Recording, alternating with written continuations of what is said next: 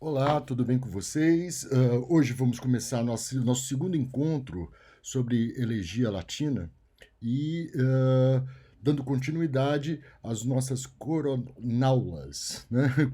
Que é o nome que eu dei a essa série de aulas a respeito dos dois cursos que eu estou dando, lev- levando em consideração novamente que esses nossos encontros eles não substituem as nossas aulas presenciais, mesmo por conta da extensão dos nossos encontros virtuais, e, portanto, não dispensam também as leituras que vocês devem realizar em casa, não só para passar o tempo, mas também para a gente não perder o pé, né, dessa nossa relação, que é a relação importante dentro dos nossos estudos. Pois bem, no nosso encontro anterior, não vou nem chamar de aula, no nosso encontro anterior, a gente estava falando basicamente da elegia de Catulo, a elegia 65, mostrando como aquela elegia se estruturava. Eu espero que vocês tenham relido aquela elegia.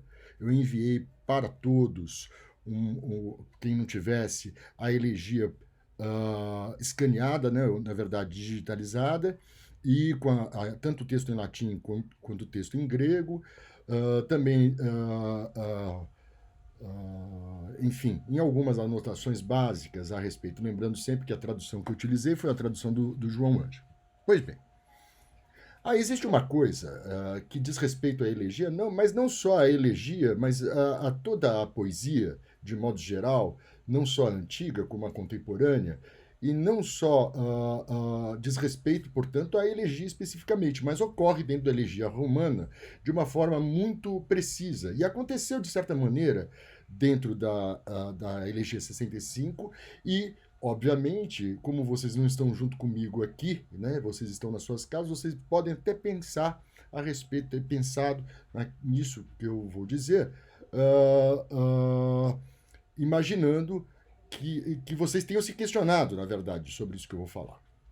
Eu disse na aula passada a respeito da elegia 65 do Catulo que ela lamentava a morte do irmão, né?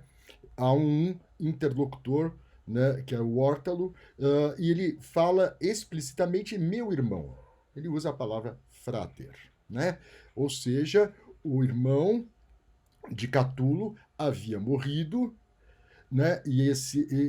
Portanto, ele estava ali em luto e não podia fazer poesia justamente por isso. Então ele faz o poema 65 para dizer que está respondendo esse Órtalo, entretanto ele está fazendo poesia elegíaca. Bom, mas a questão que surge daí é a seguinte: Catulo afirma que o seu irmão morreu, né? E essa é uma constante que nós vamos encontrar dentro da elegia. A autorreferência, a explicitação de um eu, ou melhor, de um ego ou de um eu elegíaco, que diz respeito à imagem do próprio poeta. Né? Essa é a discussão que o Paulo Sérgio Vasconcelos, aquele nosso colega já aposentado na Unicamp, discute neste pequeno livro. Entretanto, o tamanho não é documento, né? Chama-se Persona Poética e Autor Empírico. Né? É um livro interessante, vale a pena ter, é do Paulo Sérgio de Vasconcelos, professor da Unicamp. Pois bem, o Paulo Sérgio discute aí então essa questão, né? A presença de uma persona poética associada a um nome real faz ou torna o poema como sendo biográfico ou não, né? Eu quero dizer que já na minha dissertação de mestrado, que virou esse livrinho aqui, que está à disposição na internet, Elegia Romana, Construção e Efeito, eu já tratava disso já no primeiro capítulo, né, desse livro, a respeito justamente da possibilidade de que, dentro da poesia elegíaca, nós tenhamos a percepção de uma realidade. Entretanto, a gente tem de entender que essa realidade é sempre uma realidade construída. O Paulo Sérgio já talvez põe em dúvida essa questão, justamente por entender que até em Roma, ou seja, mesmo na antiguidade, as pessoas se confundiam, elas não tinham certeza se, quando o poeta falava de si mesmo ou de algum referente que é próprio do poeta, como é o caso do Catulo falando do irmão, se isso aí corresponde a uma realidade, a uma verdade, né, uma verdade concreta, diz respeito ou não ao poeta. A minha tese inicial é que, ainda que seja referencial de uma coisa que existe, ela não deixa de ser construção. Portanto, ela não deixa de ser ficção, ainda que seja uma referenciação própria, precisa. Né? Uh, existe uma cilada nisso. Né? Um autor chamado Apuleio, numa obra chamada Apologia, ele diz assim: então, pelos mesmos fatos, eles acusam Catulo de ter chamado Lésbia de Clódia, e, similarmente, Tícidas de ter escrito Perila, que era Metela. Propércio, que canta Cíntia, dissimula Hóstia, e Tibulo, que tinha em mente Plânia, em verso tem Délia. Então, na verdade, o que esse autor, já na antiguidade, diz é que eles criam personas poéticas que se referem a pessoas que existem no cotidiano. Ok, isso não tem problema nenhum. Isso, não há o menor problema eu referenciar ou falar de alguém no meu poema que existe dando o nome de um outro nome, isso também pouco importa, mas o que importa é que, a partir do momento em que a persona poética está dentro da poesia, ela passa a fazer parte do universo fictício dessa poesia. Um outro autor muito importante para quem estuda elegia, e esse é um livro que vocês devem ler, que é A Elegia Erótica Romana, do autor francês, do historiador francês Paul Veyne. V-E-Y-N-E. Veyne. Paul Veyne, nessa obra, A Elegia Erótica Romana, ele tem uma parte que é muito interessante, que diz respeito justamente a esta questão. Eu falo, leio Veyne. Abro aspas. A vida dos homens repousa sua crença na verdade. Ou seja, nós somos de verdade. A verdadeira, a única, mas na realidade praticamos inconscientemente princípios de verdade que são diversos, incompatíveis, mas que parecem analógicos. Todas essas medidas de verdade, tão diferentes, para nós, constituem apenas uma. Ou seja, ainda que nós tenhamos diversos níveis de verdade concorrendo diante de nós tomamos a nossa verdade. A nossa verdade é aquela que diz respeito àquilo que nós somos, àquilo que nós pensamos. A natureza plural e analógica da verdade, porque plural justamente porque existem várias, e similares, muitas vezes a gente toma uma por outra, né? Da verdade, funda igualmente a estética, ou seja, a poesia, a pintura. Abrimos um livro e um tapete mágico nos transporta adormecidos para a verdade de Balzac ou de Alice. Quando abrimos os olhos, pensamos que estamos sempre no mesmo mundo. Tudo nos parece plausível, nada nos perturba e entramos no mundo do maravilhoso, como fosse verdade. Se fosse a verdade. A irrealidade nunca mata o efeito. Isto é, na verdade, o que o Veyne discute é, ainda que a elegia inaugure um nível de verdade que corresponde ou pode corresponder a alguma coisa que existe no mundo de verdade, ela ainda assim ela continua a pertencer ao mundo da irrealidade, ao mundo mágico, ao mundo absolutamente fora desse universo real. E que, no entanto, as pessoas, ao lerem inadvertidamente esse tipo de texto, de literatura, de poesia, ela passa a acreditar que aquilo é verdadeiro, que aquilo é plausível, diz ele. Na verdade, este efeito que o Bouvene está descrevendo sob a perspectiva da existência das verdades dentro dos textos literários diz respeito a uma coisa muito simples que Aristóteles já tinha discutido na poética. Isto é, está discutindo a questão da verossimilhança. Ou seja, não é possível a gente imaginar que nós estamos diante de uma poesia inverossímil. Ela é verossímil, ela é plausível, ela é passível de existência. Mas ela jamais pode ser confundida com a verdade, com aquilo que existe, porque o universo da ficção, esteticamente trabalhado, nos transporta para esse universo específico. O Catulo fez isso. Quer dizer, ainda que se fale a respeito da morte do irmão, e essa morte do irmão ele retoma na seção elegíaca dele, no poema 101, que eu gostaria de ler com vocês, que vale a pena. Afinal, eu tinha pedido que vocês lessem todos. Eu mandei o link. Poema 101 de Catulo. Também um poema elegíaco. Por muitos povos e por muitos mares vindo, chego, irmão, a teu túmulo infeliz, para última dar-te dádiva de morte. E não só falar a muda cinza em vão, pois fortuna tolheu-me de tudo que foste. Ah, triste irmão, tão cedo a mim roubado. Agora, o que por longa tradição dos pais ao túmulo me traz, dádiva ingrata, aceita em muito choro fraterno, banhada, e para sempre, irmão. Olá e adeus. Ou seja, ainda que exista um tom de verdade efetivo dentro das palavras de Catulo, ainda que esse irmão fosse até nomeado lá, né, dentro dessa poesia, a gente teria ainda que isto é uma construção. O Catulo faz isso muito bem.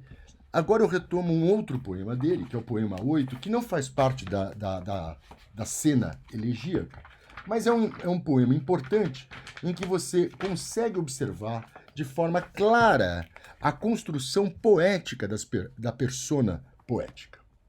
Ele começa o 8 muito simplesmente dizendo: infeliz Catulo, deixa de loucura, e o que pereceu considera perdido. Outrora brilharam-te dourados sóis, quando ias aonde levava a menina amada, por nós como ninguém será. Lá muitos deleites havia que bem querias tu, e ela não queria mal. É certo, brilharam-te dourados sóis. Agora ela não quer. Agora ela não quer. Tu, louco, não queiras, nem busques quem foge, nem vivas aflito. Porém, duramente suporta, resiste. Vai, menina, adeus. Catulo já não resiste. Não vai te implorar, nem te quiser, vais sofrer. Perdão, vai, menina, adeus, pulei um verso. Catulo já resiste. Não vai te implorar, nem a força exigir-te. Mas quando ninguém te quiser, vai sofrer. Ai de ti, maldita, que vida te resta? Pois quem vai te ver? Para quem te enfeitarás? E quem vais amar? De quem dirás que é? Quem hás de beijar? Que lábios vais morder? Mas tu, Catulo, resoluto, resiste. Olha que curioso. Infeliz Catulo, ele coloca como poeta, e o poeta é Catulo, em segunda pessoa do singular.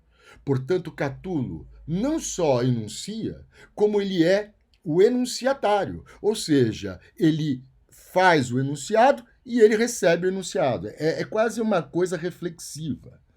né? O mais curioso é que isso vai acontecendo e, num determinado momento, ele deixa de ser aquele com quem ele fala, mas passa a ser aquele de quem se fala. Então, ele é passível de ser uma primeira pessoa, uma segunda pessoa e uma terceira pessoa do singular. O que isso denota que o Catulo, que aparece aqui referenciado como sendo um poeta, como sendo o eu poético, ele é só o reflexo, só a manipulação que o poeta faz dentro da sua, na sua própria poesia. Pois bem, esse tipo de construção poética é muito comum na antiguidade. O livro de Catulo ele vai perpassar por inúmeras personagens, personas poéticas, que retomam justamente elementos da vida cotidiana romana.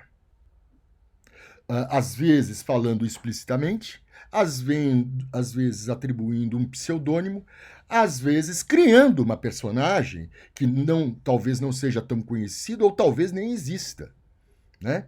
Esse lugar comum da poesia, que é esse jogo de máscaras que se tem dentro da poesia, se repete com muita precisão, com muita cuidade dentro da poesia de Propércio.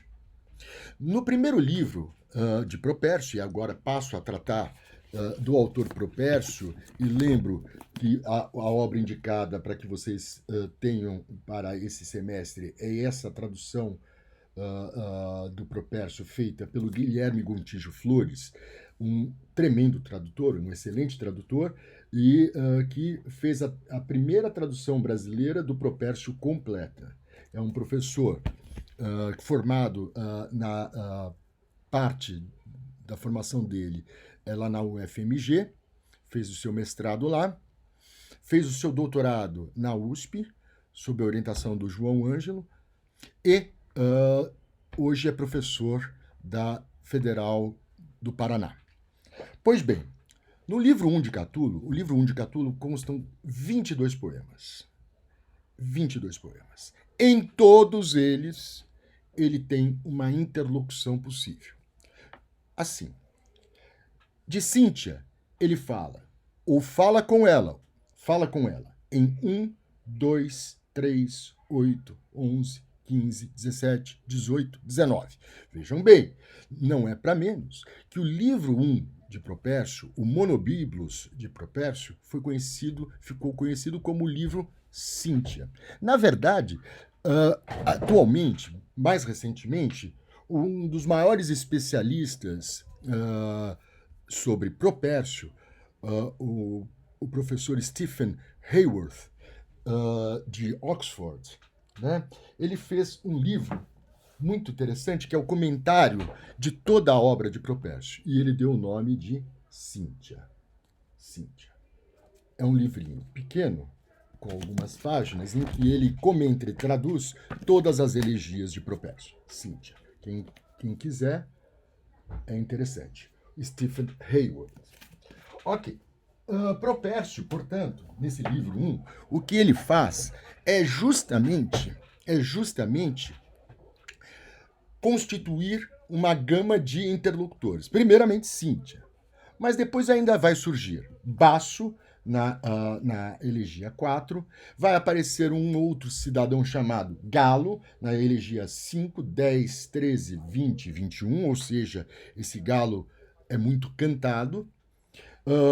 Tulo aparece em 6, 14 e 22, Pôntico em 7 e 9, curiosamente personificada, Roma aparece na elegia 12, e o mais curioso de tudo é que o interlocutor do poema 16, que nós um dia ainda iremos ler, é uma porta. Né? Então, em toda a extensão do primeiro livro, Propércio conversa com alguém.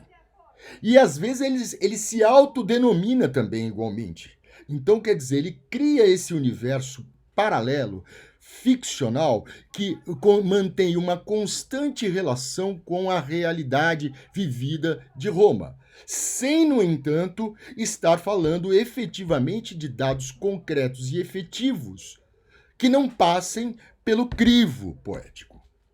Então são sempre poéticos, né? Ok. Nesse sentido, eu gostaria de conversar com vocês, e isso eu falei na aula passada, para que a gente encerre a nosso encontro de hoje, né? Eu gostaria de conversar com vocês a respeito justamente de três interlocutores que Propércio faz nesse primeiro livro. Eu gostaria de falar de Basso, gostaria de falar de Galo e gostaria de falar de Pôntico. Nesses três casos específicos, Propércio realiza um grande jogo poético. Explico por quê. No poema 4, quando ele fala com Basso, ele começa dizendo uma coisa muito importante, que é a seguinte. Ele diz assim: por que louvando tantas moças, caro Basso, queres que eu mude e deixe a minha dona? Porque tu não suportas que eu prossiga a vida na minha costumeira escravidão? Quando ele está falando isso, ele está dizendo que Basso sistematicamente reclama, ou tem um ciúmes, ou tem vontade de ter Cíntia com ele. Ou seja, Basso é um interlocutor que, ao mesmo tempo que é uma interlocução poética, é um rival poético. Na verdade, um rival em relação ao amor. Ele deseja a amada do Propércio. O que eu falei a respeito da amada de Propércio na aula passada, no nosso encontro passado? Eu disse que a amada Cíntia, ela se confundia com a scripta poela. Portanto, Cíntia era a própria poesia. Esse rival amoroso seria apenas um rival amoroso? Pode ser. Entretanto, o que nós observamos é que esse rival amoroso também é um rival poético. A gente tem marcas nessa poesia que vocês vão ler, o poema 1.4 de Propércio, que eu comecei a ler com vocês. Ele tem uma carga de escárnio, ele tem uma carga de vitupério. Quando, recentemente, um estudioso, que eu não vou me lembrar o nome hoje, mas eu prometo trazer para o nosso próximo encontro, ele discute que esse nome, basso, ele é uma palavra arcaica do latim, que durante o período clássico da língua, ela teria desaparecido, mas que teria ressurgido no latim tardio e teria dado origem à palavra baixo, barro, em espanhol, por exemplo. Então, vocês vão notar que, na verdade, esse rival amoroso que se comporta de forma inadequada com esse seu amigo, ele também rivaliza, não só porque suas atitudes são baixas, mas também porque representa um tipo de poesia baixa. Isto é, uma poesia de vitupério, que na Roma antiga era recolhido por dois gêneros, fundamentalmente: a sátira dita sátira moral, ou os epodos. Há um autor contemporâneo de Propércio, que faz esses dois tipos de composição baixa. Esse autor nada mais é do que Horácio. Então, os estudos levam a crer que esse poema, que existe uma rivalidade, que é uma rivalidade amorosa, na verdade é uma rivalidade poética. E essa rivalidade poética desse poeta baixo corresponde à figura, seria um pseudônimo de Horácio. o que transforma essa poesia numa coisa muito mais interessante. Ou seja, além de rivalizarem do ponto de vista amoroso, entre aspas, dentro dessa história, nessa fantasia criada por Propércio, eles também rivalizam do ponto de vista do gênero. Enquanto Propércio escreve elegias, Baço ou Horácio escreve epodos ou sátiras. Mas continuemos. Mais adiante, no poema 7, Horácio, ou melhor, no poema 5, ele começa, e que irá se repetir em 5, 10, 13, 20 e 21, ele fala com um tal de galo, né? Esse galo, durante muito tempo, como são muitos, pareciam ser, durante muito tempo, isso desde o século XIX, ele passa a ser confundido com vários. Querem descobrir quem é esse galo. Pouco importa quem seja. Entretanto, a minha teoria, aquilo em que eu acredito, a minha hipótese, melhor do que uma teoria, uma hipótese que eu tenho sobre isso, e eu publiquei recentemente um artigo na revista FAUS da Unicamp, né? O título era O Galo de Propércio, né? Está na revista FAUS, da Unicamp. É só colocar na internet Paulo Martins, O Galo de Propércio, e você vai cair nesse artigo. Gostaria que vocês lessem esse artigo. Ele é muito mais complexo do que isso que eu estou dizendo aqui para vocês, que é muito rápido e simples. Eu defendo nesse artigo que aquilo que a crítica chamou ou possibilitou ser 2, 3, 5 galos diferentes, eu proponho que seja só um galo.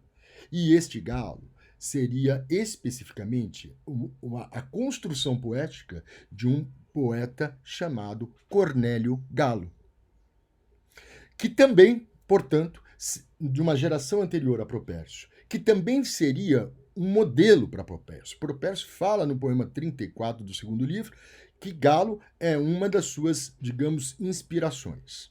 Então, nesse sentido, eu proponho que esse Galo que Propércio está falando, ele que também é um rival amoroso, que também rivaliza com a sua scripta poela, porque ele tem a sua, chama Licóride, ele rivaliza com Propércio a sua scripta poela, no mesmo gênero, porque Cornélio Galo é o primeiro ou o segundo, ou o primeiro poeta, seguramente, a escrever elegias em Roma. Pena que não sobrou quase nada de Cornélio Galo, mas a gente tem o registro de que era um poeta elegíaco importante. Portanto, em 5 vezes no livro 1, ele trata de um galo. Cada um deles de uma maneira diferente, é certo, mas algumas vezes de maneira muito semelhante.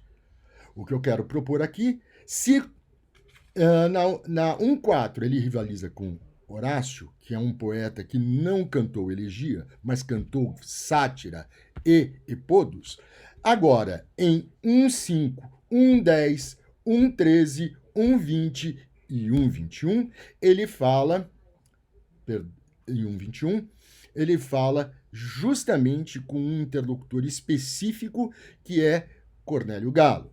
Não que Cornélio Galo, com quem ele fale, seja uma pessoa, como diria Paulo Sérgio, de carne e osso. Nem poderia, é de uma geração anterior. Mas sim, ele está colocando ali uma proposta daquele conceito que vocês conhecem muito bem, que é o conceito de emulação.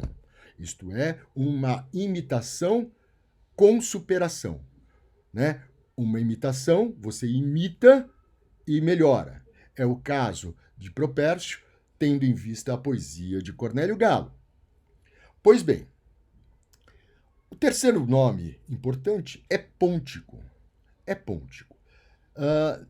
Em Pôntico, nessas duas elegias, em Pôntico, a gente começa também a pensar, aquele mesmo autor que eu falei que demonstra a relação com Baço, ele vai trabalhar com a imagem de Pôntico.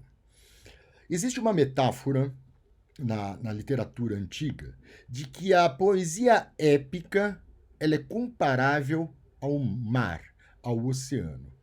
A palavra oceano, mar, em latim, é a palavra pontus.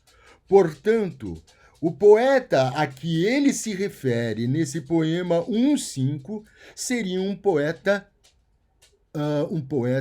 épico. E a justificativa para isso fica muito claro no poema 1.9, quando ele diz o seguinte, muito importante isso.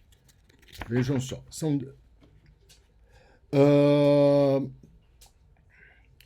de que vale infeliz cantar solene, chorando os muros que fizera Ânfion. Os muros que fizeram Ânfion, os muros de Troia. No amor, melhor que Homero, é um verso de Miminermo. Ou seja, ele está falando que não adianta você vir com a sonoridade pôntica, com a solenidade da sua poesia de grande extensão, da sua poesia épica, porque no amor muito mais vale Homero, no amor muito mais vale Miminermo, aquele poeta arcaico grego que eu mandei que você pedisse que vocês lessem, porque era um poeta de amor, fundamentalmente, né? E ele continua: no amor melhor que Homero é um verso de Miminermo. Suaves cantos busca o manso amor. Portanto, ele está dizendo que a épica não serve para a poesia amorosa. Ainda que uma das partes mais belas de Homero, na minha opinião, seja justamente a parte da despedida de Heitor, né? Então, eu gostaria de dizer a vocês que o poema 9 e o poema 7, ele rivaliza com a poesia épica e, portanto, Pôntico, além de ser um rival amoroso, também é um rival poético. Por que não Virgílio? Por que não Virgílio? Já que Propércio está rivalizando com gênero semelhante, que é o caso de Galo, ou com gêneros que são concorrentes, né? A lírica é concorrente da poesia elegíaca, a gente já viu. E muitas vezes, né? E muitas vezes não. E a sátira usa o metro, que é o hexâmetro datílico, e, portanto, uma concorrência que também é formal dentro da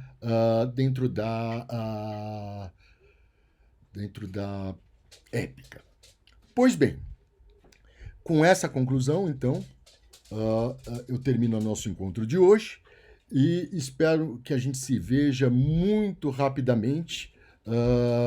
Talvez eu grave mais 2 programas na próxima semana. Eu espero que sim, né? E assim a gente vai mantendo o nosso contato, tá bom? Bom fim de semana para todos, um forte abraço e até breve. Tchau.